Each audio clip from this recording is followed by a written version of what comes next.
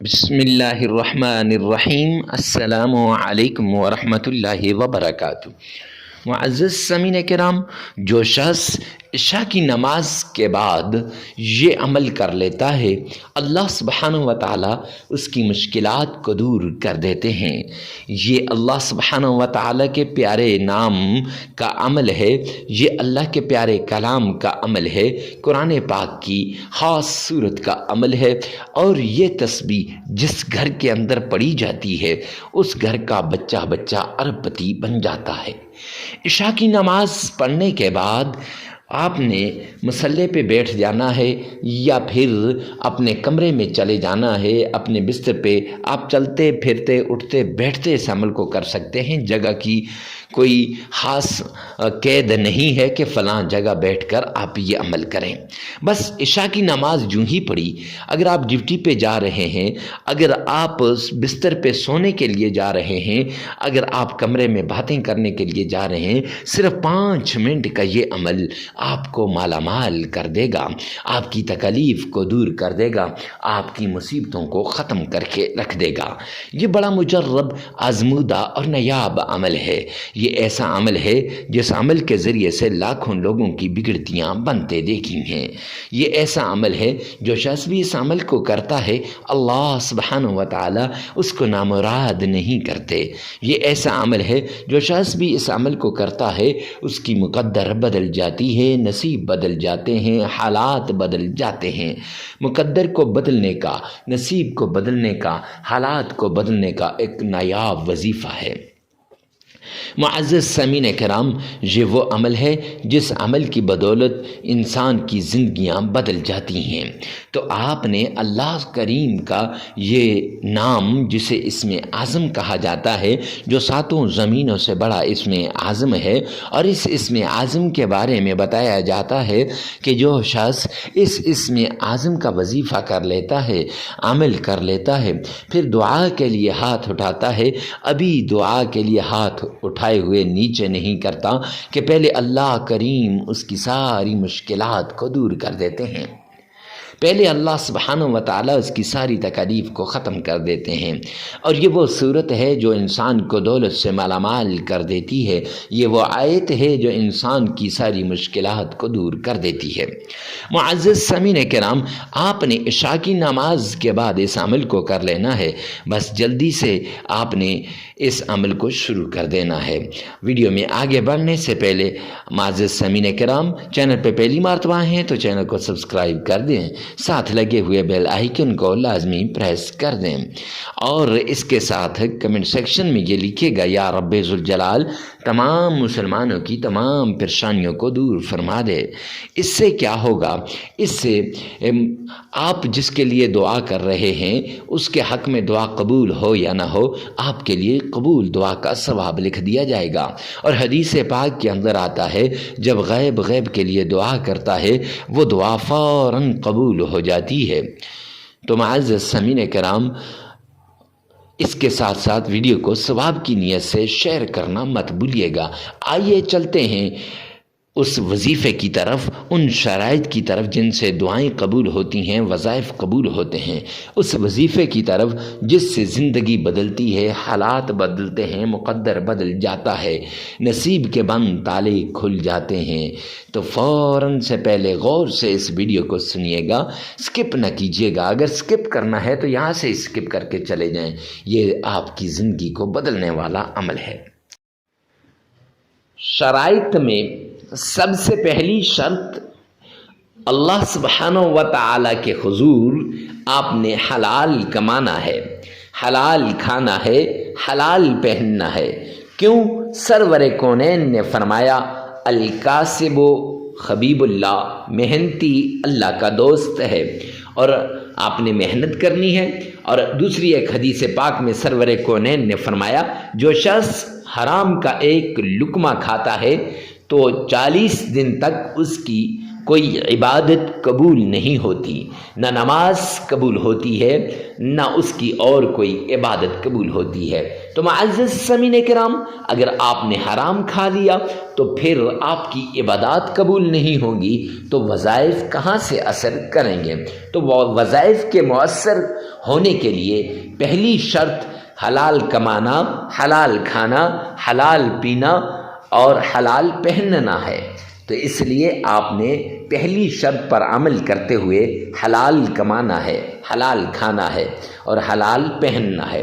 دوسری شرط، آپ نے نماز کی پابندی کرنی ہے، کیوں اللہ کا اعلان ہے قرآن پاک کے اندر، وَمَنْ أَعْرَضَ عَنْ ذِكْرِي فَإِنَّ لَهُ مَعِيشَةً ضَنْكًا، جو میرے سامنے جھکنے سے اعراض کرے گا، جو میری یاد سے غافل ہوگا، جو مجھے یاد نہیں کرے گا، قرآن کی تلاوت نہیں کرے گا، نماز نہیں پڑھے گا، فرمایا فَإِنَّ لَهُ مَعِيشَةً ضَنْكًا، میں اس کی معیشت کو تباہ و برباد کر کے رکھ دوں گا۔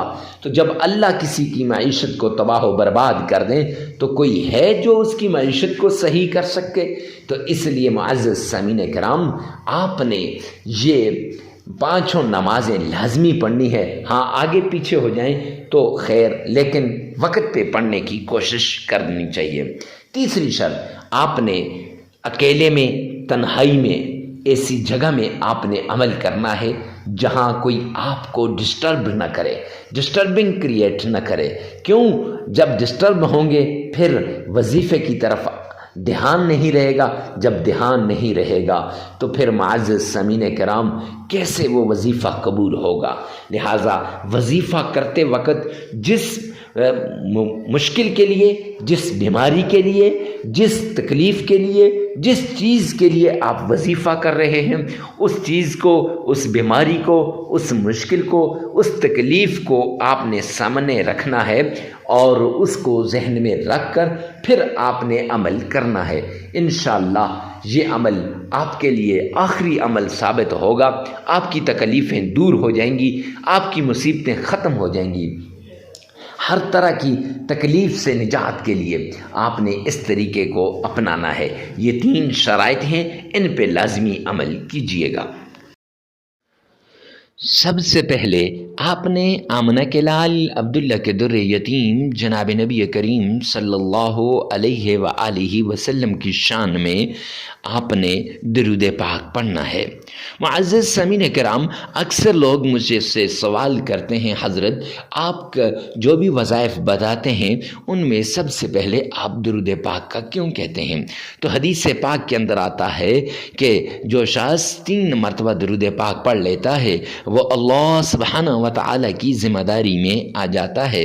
تو معزز سامعین کرام، ہمارا یہ کام، ہمارا یہ عمل، ہمارا یہ وظیفہ، ہماری یہ عبادت اللہ سبحانہ و تعالیٰ کی ذمہ داری میں آ جائے گی۔ اب اللہ ہماری مشکلوں کو حل کر دے گا، ہماری تکلیفوں کو دور کر دے گا، ہماری مصیبتوں کو ختم کر دے گا۔ تو اس لیے ہم شروع میں جو ہے درود پاک کا کہتے ہیں۔ تو آپ نے درود پاک پڑھنا ہے وظیفہ شروع کرنے سے پہلے۔ اب کتنی بار پڑھنا ہے اور کون سا درود پاک پڑھنا ہے اور کیسے پڑھنا ہے؟ تو پڑھنے والا درود پاک آپ نے نماز والا درود پاک پڑھنا ہے، چونکہ اس میں آپ کے تلفظ صحیح ہوتے ہیں۔ دن میں 5 مرتبہ آپ اس درود پاک کو پڑھتے ہیں۔ اور اس کے ساتھ ساتھ معزز سامعین کرام، یہ درود پاک بڑا آسان بھی ہے۔ تو اس کو درود ابراہیمی کہتے ہیں۔ درود ابراہیمی آپ نے 3 مرتبہ پڑھنا ہے، اور اب 3 مرتبہ درود ابراہیمی پڑھنا ہے۔ اب پڑھنا کیسے ہے؟ تو آئیے چلیے آپ کو پڑھ کر بتا دیتے ہیں، آپ بھی ہمارے ساتھ ایک بار لازمی درود پاک کو پڑھیے گا۔ اللہم صلی علی محمد وعلى آل محمد كما صليت على إبراهيم وعلى آل إبراهيم إنك حميد مجيد۔ اللهم بارك على محمد وعلى آل محمد كما باركت على إبراهيم وعلى آل إبراهيم إنك حميد مجید۔ درود پاک 3 مرتبہ پڑھنے کے بعد آپ نے آمنہ کے لال عبداللہ کے در یتیم پر جب 3 مرتبہ درود پاک پڑھ لیا، وہ تسبیح جو دولت والی تسبیح ہے، جو مال والی تسبیح ہے، جو حالات کو بدلنے والی تسبیح ہے، جو اللہ کے غیبی خزانوں سے لینے کا ذریعہ ہے، اللہ کے غیبی خزانوں کے دروازوں کو کھولنے والی تسبیح ہے۔ کون سی تسبیح؟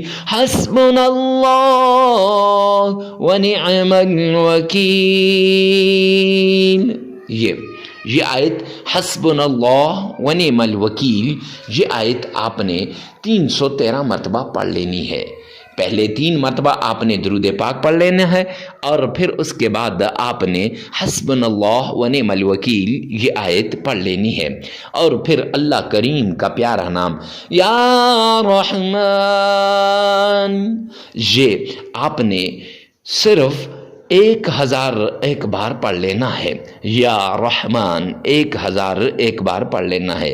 پھر اس کے بعد قرآن پاک کی چھوٹی سی سورت جسے سورہ اخلاص کہتے ہیں، قل هو اللہ احد اللہ الصمد لم یلد ولم یولد ولم یکن له کفوا احد۔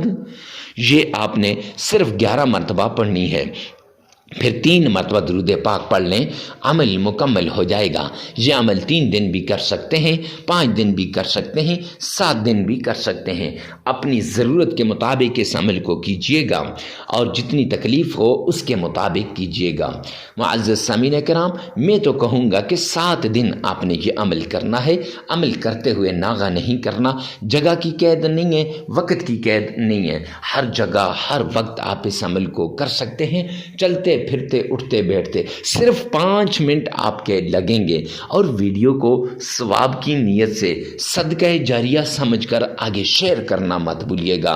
اللہ سبحانہ و تعالی آپ کا اور میرا حامی و ناصر ہو۔ والسلام۔